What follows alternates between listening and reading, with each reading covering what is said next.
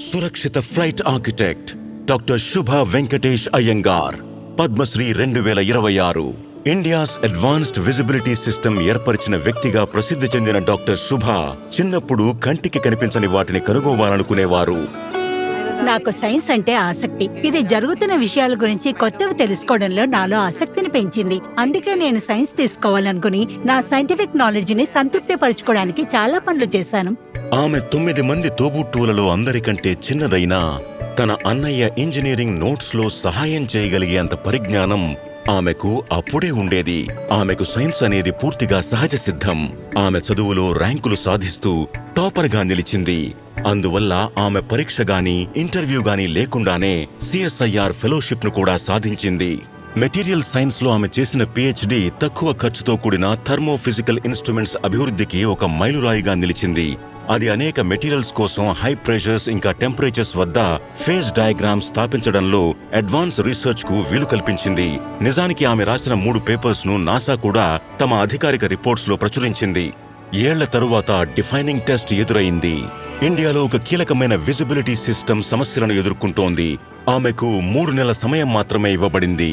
ఆమె దృష్టి visibility measuring system ఇంకా ఏవియేషన్ వెదర్ అబ్జార్ప్షన్ సిస్టమ్ ప్రవేశపెట్టారు. ఇది చాలా పటిష్టమైనది, సుదీర్ఘ కార్యాచరణ జీవితాన్ని కలది. ప్రపంచవ్యాప్త ఖర్చులలో కొంత భాగం ఖర్చుతోనే తయారైంది. గతంలో అనేక ఎయిర్పోర్ట్స్ లో అమర్చబడ్డ ఇంపోర్టెడ్ సిస్టమ్స్ అన్ని డ్యూయల్ బేస్లైన్ సిస్టమ్ కి చెందినవి.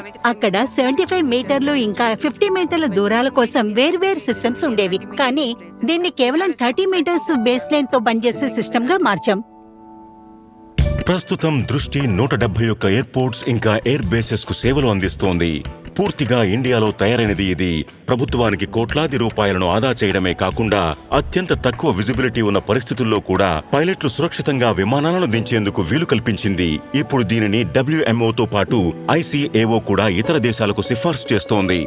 ఏవియేషన్ కు అతీతంగా DRDO ఇంకా DRDLకు సంబంధించిన అనేక కీలక జాతీయ ప్రాజెక్టుల్లో డాక్టర్ శుభ నైపుణ్యం కీలక పాత్ర పోషించింది. ఇది ఆమె శాస్త్రీయ విచక్షణపై ఉంచిన విశ్వాసాన్ని, అలాగే ఆమె కృషికి ఉన్న విస్తృత వ్యూహాత్మక ప్రాముఖ్యతను ప్రతిబింబిస్తుంది.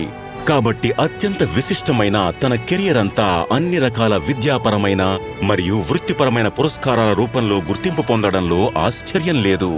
నేటికి భారతదేశం ఇంకా ఎంతో సాధించగలదని ఆమె నమ్ముతోంది.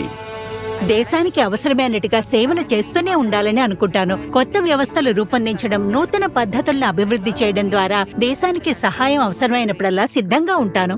డాక్టర్ శుభ వెంకటేష్ అయ్యంగార్, పద్మశ్రీ 2026. కోటి కోటి నమస్కారా.